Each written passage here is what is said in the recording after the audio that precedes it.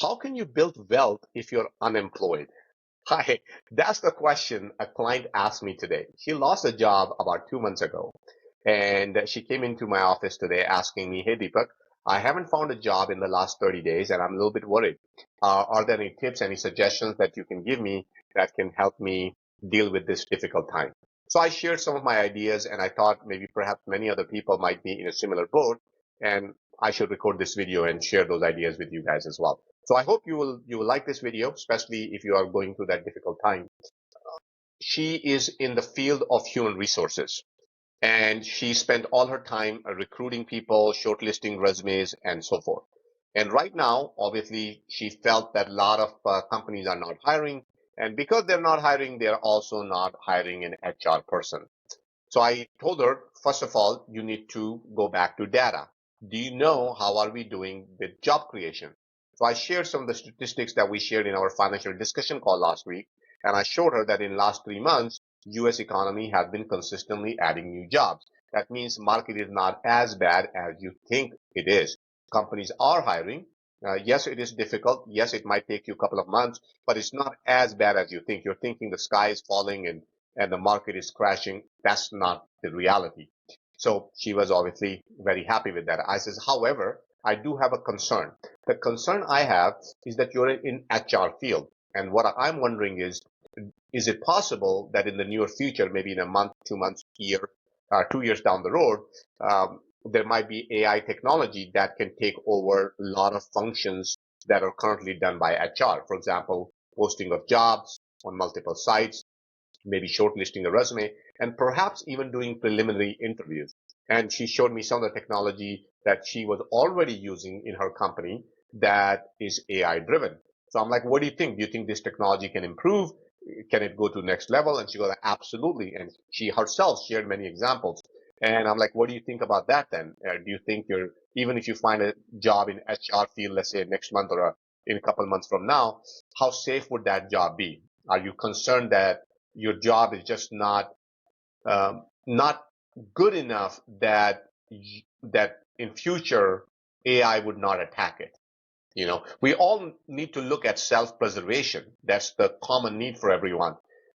If technology is out there, companies are going to use it. Companies are not going to feel emotion or some sort of commitment that, hey, look, this employee been with me for like 5 years, 10 years, and I should let him or her continue with the work instead of having some machine do that work. I think if machine is available, they are going to use it. Machine can work 24 hours for them, and for the most part, it's practically cost nothing. So I'm like, having that said, are you worried that AI might even eat your job in future, even if you were able to secure one? She agrees. She goes like, I think you're right. I don't think I will be able to survive in HR fields for very long. So I'm like, okay, so number one thing I would suggest is starting now, start paying attention to yourself. And when I say attention to yourself, I'm like, because you've been out of job, you look very stressed. You look very tired, even though you're not working. So I'm like, first thing you want to do is start paying attention to your health. If you haven't been working out, go back and work out. If you haven't been uh, gotten your health check done, get your health check done. If you're missing out on vaccines, anything that you haven't been paying attention to in terms of health, start paying attention to that. Let's get that done first. Those are simple tasks. I think if she does that, she will immediately start to see some improvement in her life. Number one. Then I said, second thing you want to do is start looking at professional development courses. Maybe experiment with a couple courses, see maybe if you have interest in AI, maybe you have interest in machine learning, maybe business analysis, so many other fields. I'm like, find the related fields where your skills can easily transfer over. Yes, you would have to spend 3 months, 6 months to gain some expertise in that field, but if you do it consistently enough, you will quickly catch on, and that will help you long time. Her concern now was that if I do all this, I might have to say no to a job. What if I get a job offer tomorrow? Golden handcuffs, right? We don't want to leave anything that is available to us. So I says, okay, so you have two options. One option is, yes, you can go out there and take a job if you get one offer tomorrow. But then once again, you will be back into this situation maybe 3 months, 6 months, maybe a year down the road. So why not just take a break, spend 2, 3 months, learn a new skill that you think will be safer and can help you increase your salary. So she was making $120,000 a year. I'm like, what if you work on this skill or that skill? How would that improve your annual salary? She was like, that will immediately give me 50% boost. I'm like, what investment can you make that can give you a 50% boost, right? It's a wonderful investment. It's going to continue to pay for years and years and years. I'm like, so take 3 months, 6 months off and focus on that professional development. So my tip number one for everyone watching is if you have been putting off professional development for one reason or the other, you are missing out on huge opportunity for building wealth. If you can do your master's, do it. If you can do your PhD, do it. If you can get a skill that can help you make more money, do it. I know we're in 21st century. Everybody's talking about quit school, quit education, and just go work on your startup. Maybe it works for some people, and kudos to them.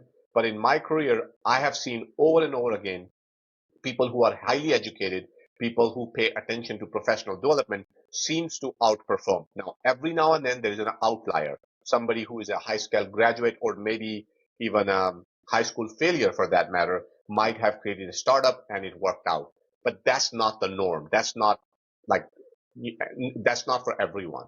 For most people, what does work is good professional education. So that we know statistically proven. Shoot, if you go to a university and you take a look at the courses, find out once you graduate from that course, what kind of job can you get? What percentage of people get the job? You can have all those numbers before you even get into the program. So that's my number one tip. Invest in yourself. Number two, improve your productivity. You see, just like our GDP, productivity is big part. That defines your growth. So the question is, whatever it is that you're doing, providing it's a good job that will continue to be in demand and that won't be stolen by artificial intelligence, then the next question comes is, how can we become more productive? For example, in order for me to get to talk to a lot of people, I can do one-on-one meetings which I do on a regular basis. But what can I do that can help me get in front of more people so more people get to know me? Well, I do that by doing live seminars. I do that by doing events. I do that by recording videos. So all of this video itself is actually helping me become more productive. I could have gone and knock on doors and say, hey, my name is Deepak. I'm a tax code advisor. I help small business owners. I help individuals. Let me help you save money on taxes.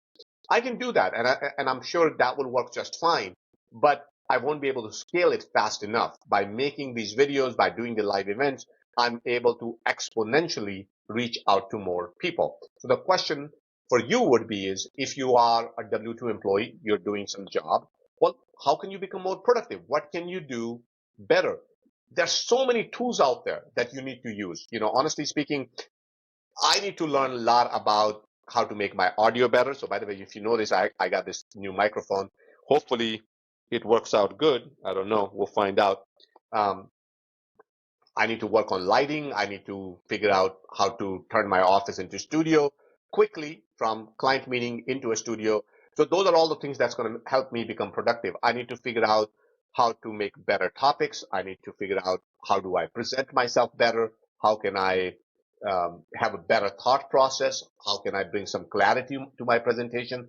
All of these things are going to make me productive. As I get better at these things, I'll be able to do these things faster. So you need to think about those things as well. So one of the cool tip I can do is a lot of time what kind of holds people back is they have so many tasks to do, but they're not able to prioritize. They're not able to figure out what to do. And one of the methods that I like the most is very simple. You only have 4 types of tasks that you need to do. Things that you need to just do. There's nothing you can do about it. You just need to get those things done. Number 2, you need to schedule them out. Maybe you are not going to do them today. Maybe you do them tomorrow, next week, whatnot. Number 3 pile is things that you're not going to do yourself that can be easily delegated. So oftentimes this is the pile that people don't really even touch. They don't delegate and they get stuck with all kind of work. If you don't know who to delegate, then you need to get those kind of people on the team. If you're still trying to do all that stuff on your own and you're not able to delegate, that's a big problem. And pile number 4 is the things you don't need to do at all. These are the things that you just delete. They just don't exist. You can apply this formula to your inbox. What kind of emails that I need to deal with, what kind of emails that I'll deal with it in next week or next day or whatnot, what kind of emails I can delegate to somebody else, and what can I delete. So that can clean up your mailbox. You can apply the same thing to all the mails that you receive. You can apply this to the task you do. So if you just follow that formula, I think you will automatically start to become more productive. You can become productive by just getting up early in the day. You can get productive by organizing your stuff. You can get productive by learning some of the tools.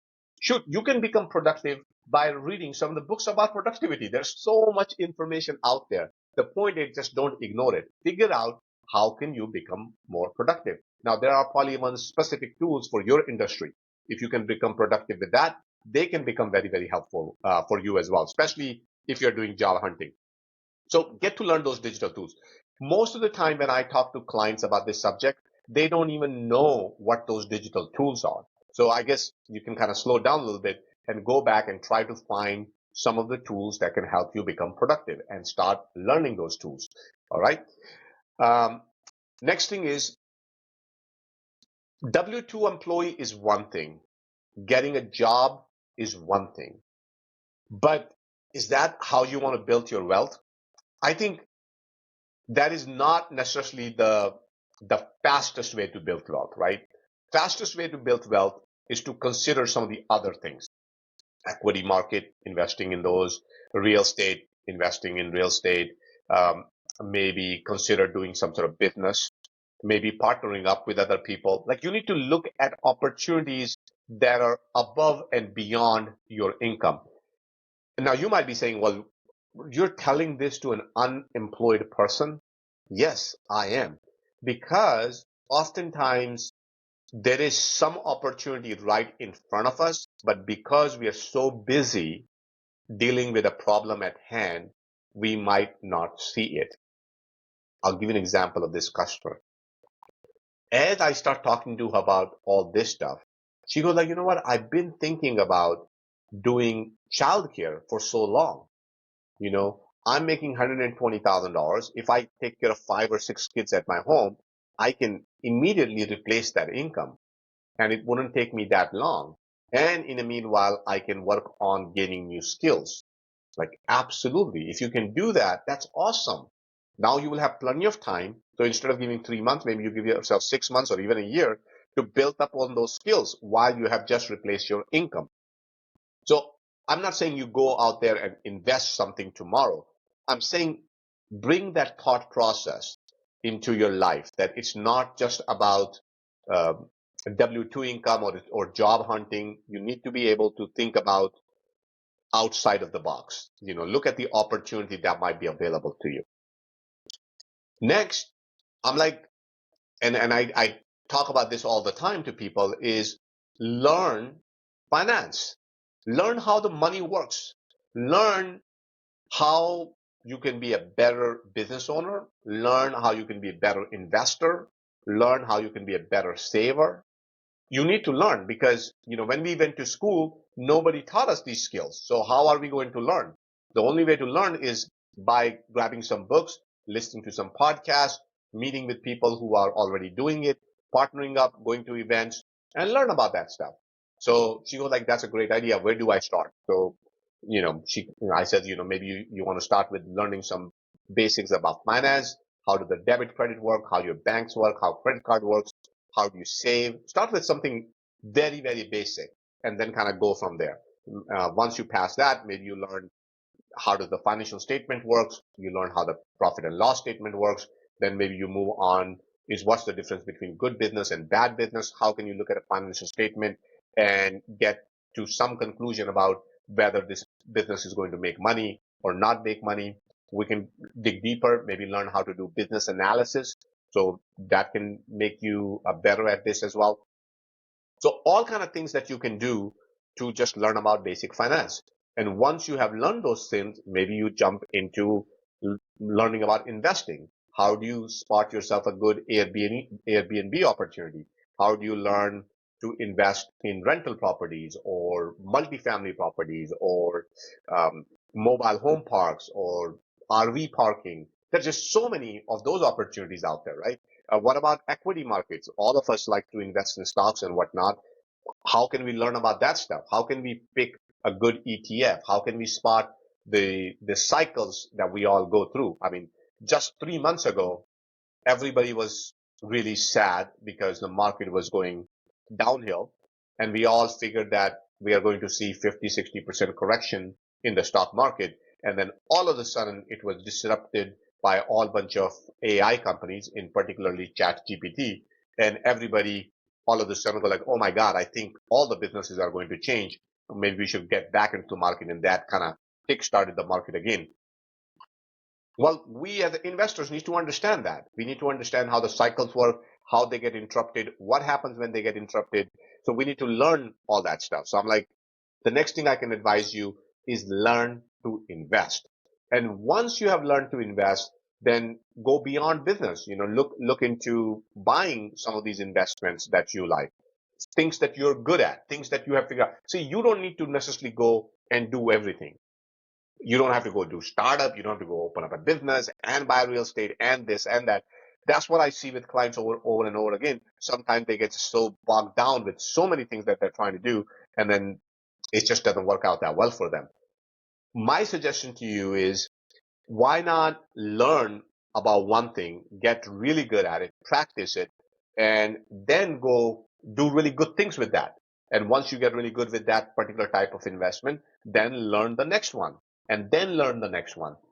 My emphasis, my suggestions, my idea to you is spend more time learning and practicing. And once you're able to learn and practice, that's when you want to go and start really playing with the real money. So that's my suggestion. If you're unemployed, you're looking for a new job. In the meanwhile, don't get disappointed. There's plenty of opportunity out there. There's still a way for you to build wealth. And you can do that in the next 3 months, 6 months. Take the suggestions that I have given you, write them down, and go apply them tomorrow. And then leave me a comment the next day. See whether that worked for you or not. Tell me, what did you do yesterday or after watching this video to improve your health? What did you do to improve your professional skills? What did you do to improve your personal skills? What kind of investing did you learn? What kind of new skill did you learn? What are you learning? That's what's important. And I think by learning, all of a sudden your mindset will change. And when you talk to people, when you talk to employers, the way you will speak, the way you will come across will be so much different than if you were sad watching watching TV and eating popcorn. um, it will be just a different personality. You will look different. You will come across different. You will look so much positive. Everybody would want to see you on their team. So I wish you all the luck in the world. I hope you find the job very cool, and I really hope that you take some of these tips and start building wealth while you're still looking for a job. I'll see you very soon.